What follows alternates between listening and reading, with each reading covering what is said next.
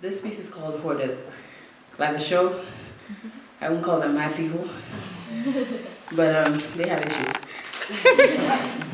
And I think many of us have issues. Sometimes I think I'm surrounded by hoarders.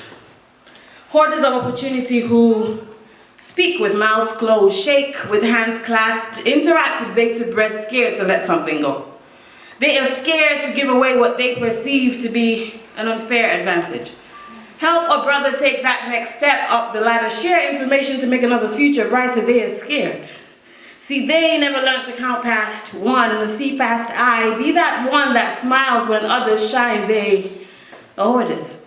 Of secrets not theirs, of too many boxes of untapped happiness which they would experience if only they opened their boxes and just shared. They say man plans and God laughs.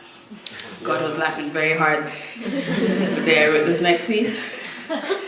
I think many of us have ideas of what it is to succeed and be somebody, and we get into a trap because our ideas are so peripheral that when things don't happen that way, or when it happens that way but something knocks us off our path, we get a little confused.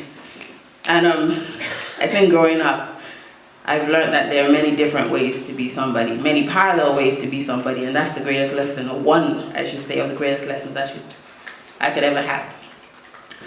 The best laid plans, they're best laid on a shelf. Where reality can't touch them and life doesn't get to strike them, the best laid plans are best laid out on a shelf. They're like these shoes. See, these are my shoes. I didn't borrow them. They look so pretty on a shelf and I spent good money on them. But see, coming here, I had a trip so bad it invoked flashbacks of the last ankle break and visions of a bright new blue cast to match the pretty blue sheets that I will get to see the pretty blue sky from if I break this ankle because of these shoes. But these are my shoes. I spent years trying to grow into them, time trying to fill them, collecting diploma after diploma, degree after degree, flying from country to country, bouncing from continent to continent so fast, somebody should have called me airplane. All just to make a name, pave a way, implement a well-laid plan that seems to have found its own way. But you see, these are my shoes. I don't know why they still don't fit right. It's like 30. See, I had plans for 30. We were meant to stroll hand in hand into fun, having got the basics down. You know the drill. Husband, check. Career, double check. House, check. Kids, I don't know. Yeah, let's say half check on that one. I didn't really see the job center in my plans. But yeah, I had plans for 30. Now I see her about a mile off and my heart beats so fast until my chest can't hold it, but my eyes behold it racing down the street as if to beg time to hold on, stand still just for one moment long enough to let me breathe, one moment long enough to realize one dream, one moment where clarity marries me and gives me a clue about the genesis to my exodus from what I thought was a well-laid plan. See, I'm standing here remembering Bible stories. I'm thinking of Lot. Lot got what he wanted. Abraham looked like he didn't, but eventually he got what God promised. Look who fared better. These are my shoes. I don't know why they still don't fit right, but these are my shoes. So, standing here, I'm just going to channel Abraham and stand here.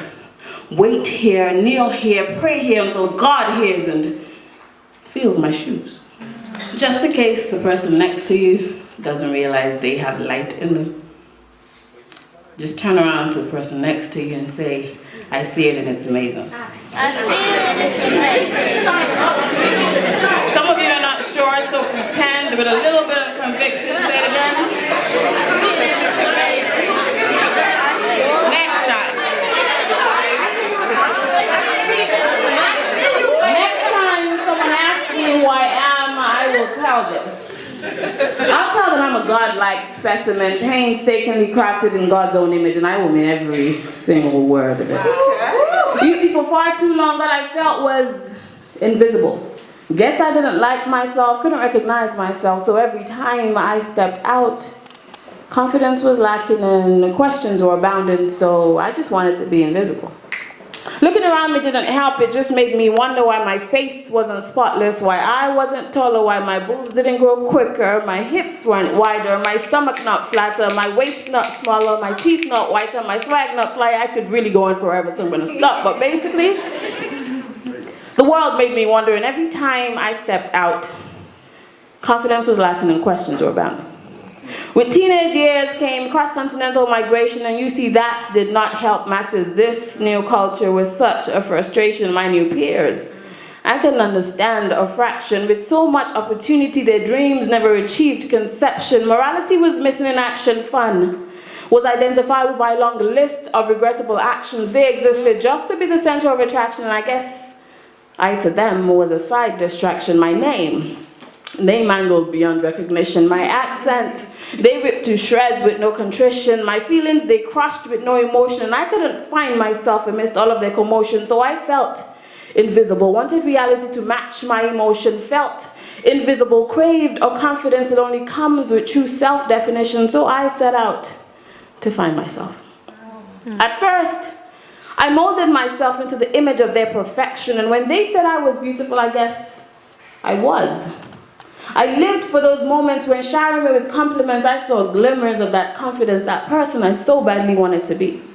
I didn't know who I was, so I sold whatever that was at a high price just so I could hear someone say, hey, you're beautiful. Choosing to forget that when they called me beautiful, they weren't giving me an upgrade. They simply acknowledged what God made. Wow. I didn't know who I was. But see, I knew I had to be, I was. Worth more than that. And with that realization, I took my first steps on the road to who I am. Found a sign on that road defining bondage as allowing my self-worth to be determined by others' subjective limitations. So I found a standard that wasn't subject to permutation. Salvation set me free from self-imposed incarceration. Now, so who I am is now determined only by the Creator, not His creations. I opened Psalm 139 and I found my true definition.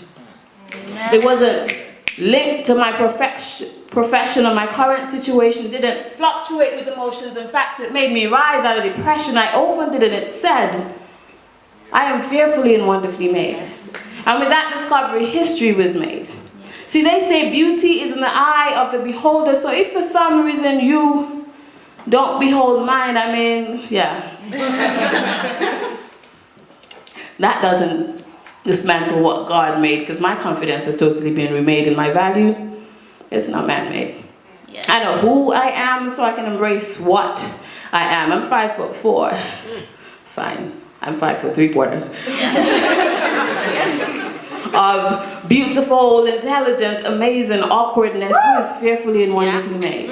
And on those days, on those mornings when I wake up and I dare to forget what God has made, and the confidence of yesterday has somehow been mislaid, I react on purpose until my misgivings are allayed, repeating to myself in the mirror of life, I am not invisible, I am not worthless. I am not invisible, I am not worthless. I am not invisible, I am not worthless. I'm 5'4". Of intelligent, beautiful, awkward awesomeness who is fearfully, weirdly, wonderfully, and awesomely made. And I dare you to prove different. Wow. Come on. It's who I am. An amazing God-like specimen, painstakingly crafted in God's own image. This is who I am. So tell me, who the hell are you?